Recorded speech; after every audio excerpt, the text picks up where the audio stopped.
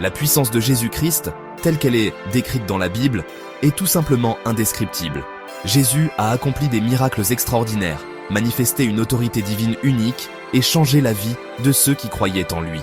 Pourquoi Jésus avait-il une telle puissance? Et pourquoi cette puissance semble-t-elle rare aujourd'hui parmi les chrétiens? Examinons cela à la lumière des Écritures. Jésus possédait une puissance unique parce qu'il était le Fils de Dieu, la parole incarnée. Cette puissance découlait de plusieurs facteurs essentiels, son union avec le Père. Jésus disait « Le Fils ne peut rien faire de lui-même, il ne fait que ce qu'il voit faire au Père. » Jean 5, 19. Sa communion parfaite avec Dieu lui donnait une autorité surnaturelle sur la nature, les maladies, les esprits impurs et même la mort. Son obéissance parfaite, Jésus était parfaitement soumis à la volonté de Dieu. Cette obéissance lui conférait une puissance sans limite pour accomplir la mission divine. Sa compassion et son amour.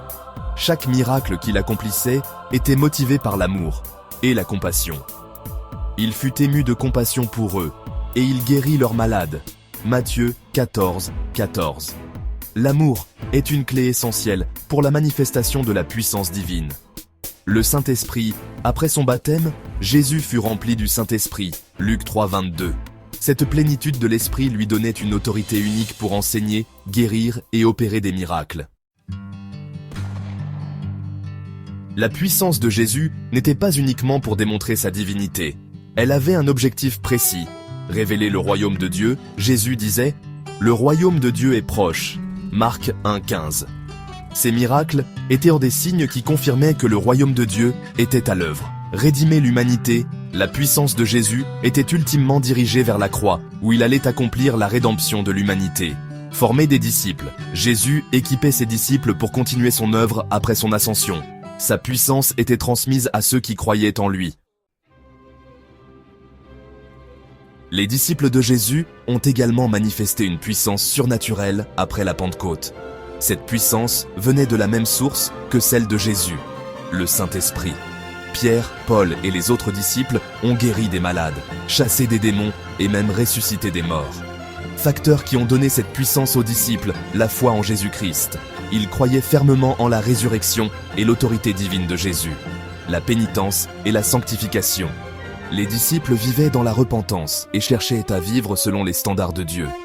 La plénitude du Saint-Esprit. À la Pentecôte, ils ont reçu le Saint-Esprit qui les a équipés pour faire des œuvres puissantes. La prière et le jeûne. Les disciples passèrent du temps en prière et en jeûne pour rester connectés à Dieu. L'obéissance. Ils étaient disposés à suivre les commandements de Dieu sans compromis.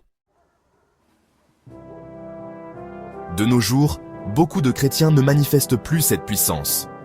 Plusieurs raisons peuvent expliquer cela. Manque de foi. La foi dans les promesses de Dieu a diminué chez plusieurs chrétiens. Manque de sanctification. Beaucoup mènent des vies tièdes, compromises avec le monde. Absence de prière et de jeûne. Le manque de discipline spirituelle affaiblit le lien avec Dieu. Ignorance. Certains ignorent les promesses de Dieu concernant le Saint-Esprit et sa puissance. Il est encore possible de manifester la puissance de Dieu aujourd'hui. Voici comment avoir une foi authentique. Croyez fermement en Jésus-Christ et en sa parole. Recherchez le Saint-Esprit. Demandez à Dieu de vous remplir du Saint-Esprit. Luc chapitre 11 verset 13 dit « Combien plus le Père donnera-t-il le Saint-Esprit à ceux qui le lui demandent ?» Vivre une vie sainte. Abandonnez le péché et vivez selon les enseignements de la Bible. Passez du temps en prière et jeûne. Ces disciplines spirituelles renforcent notre connexion à Dieu. S'engager dans l'œuvre de Dieu. Partagez l'Évangile, servez les autres et soyez des instruments entre les mains de Dieu. L'amour. L'amour pour Dieu et pour les autres est une force motrice essentielle pour que la puissance de Dieu se manifeste. La puissance de Jésus-Christ et des premiers disciples n'était pas une puissance ordinaire. Elle était le résultat d'une foi authentique, d'une relation intime avec Dieu et d'une vie guidée par le Saint-Esprit. Aujourd'hui, cette puissance est encore disponible pour ceux qui croient et vivent selon les principes du royaume de Dieu. Que le Seigneur nous aide à rechercher cette puissance pour que nos vies reflètent pleinement l'amour et la gloire de Jésus-Christ.